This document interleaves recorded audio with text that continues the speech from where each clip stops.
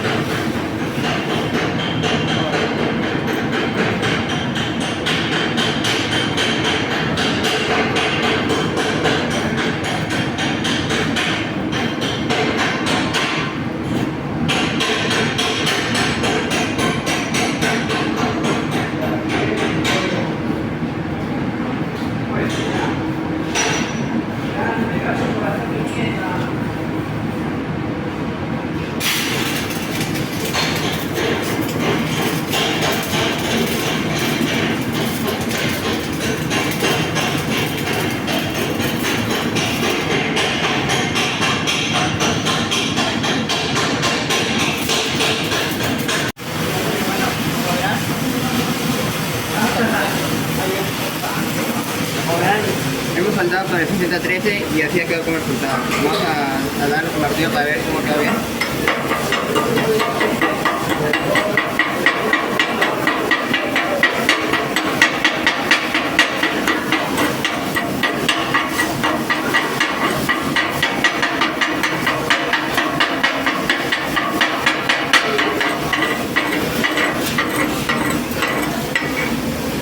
Como verán, el resultado ha sido un poco excelente, pero no ha sido tan mal.